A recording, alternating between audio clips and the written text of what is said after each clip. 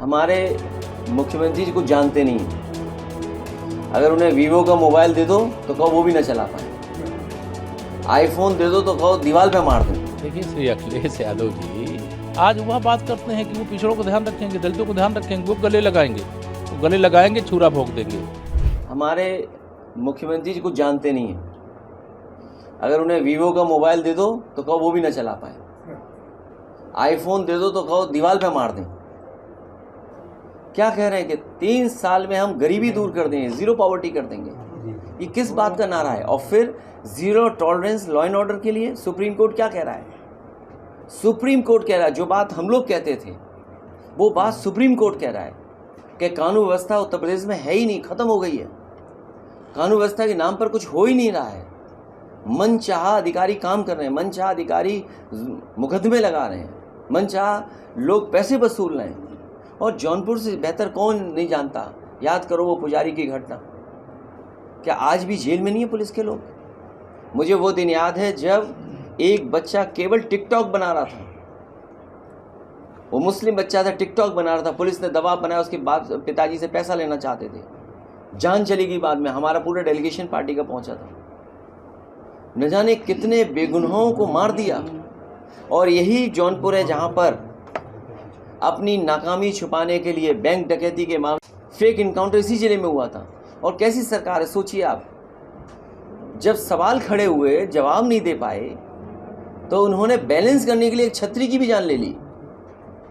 ये बात आप लोगों से नहीं छिपी होगी क्योंकि आप लोगों ने तो करीब से चीज़ें देखी हैं। तो हर चीज़ की जब नाकामी हो गई, ये जो वक्फ बिल लाए हैं नाकामी का पर्दा है। अपनी तमाम जो उनके नाकामी हैं योजनाओं की, जो पूछ नहीं जनता को कर पाए, इसलिए इस तरह के कानून ला रहे हैं। समाजवादी पार्टी ने लोकसभा में भी स्वीकार नहीं किया था। आने वाले समय में भारतीय जनता पार्टी जाने वाली है।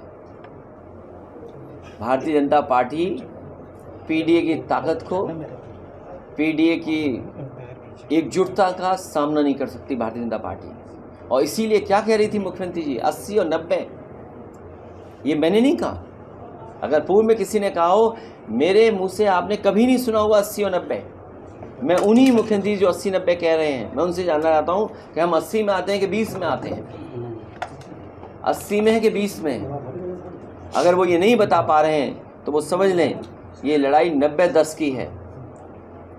और 90-10 में इसलिए बोल रहा हूँ कि हर पीड़ित अपमानित पीडीए के साथ है। आप में से बहुत सारे, उनसे आपका परिचय हो तो मिलाओ जाके आप,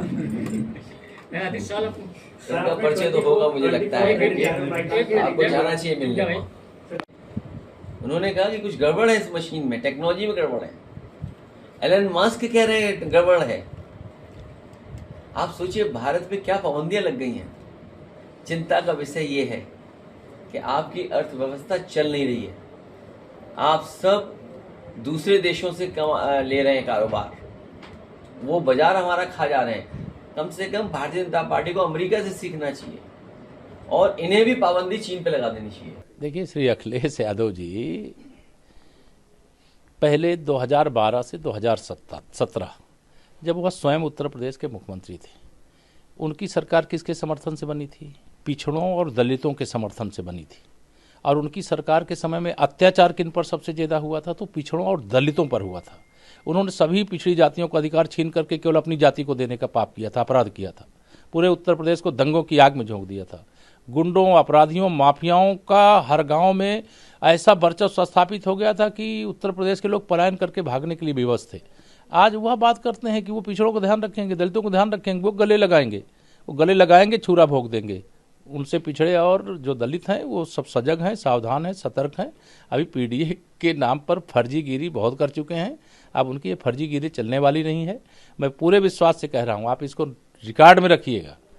2027 का जब परिणाम आएगा तो भारतीय जनता पार्टी 2017 वाली स्थिति में होगी और समाजवादी पार्टी 2017 में जो 47 सीटों पर सिमटी थी उस स्थिति को भी पाने के लिए उसको जद्दोजहद करना पड़ेगा। सपा का कोई भविष्य नहीं है। सपा का जहाज डूब चुका है। समाजवादी पार्टी समाप्तवादी पार्टी बनने की ओर बढ़ चुकी है। श्री अखिलेश यादव जी का यह नाटक तब सही होता जब वो 2012 से 2017 के बीच में पिछड़ों और दलितों के लिए वास्तव में न्याय किया होता। लेकिन उस समय तो इनको केवल अपनी जाति याद आ रही थी, गुंडे अपराधी माफिया याद आ रहे थे। उस समय तो पिछड़ा दलित नहीं याद आ रहा था।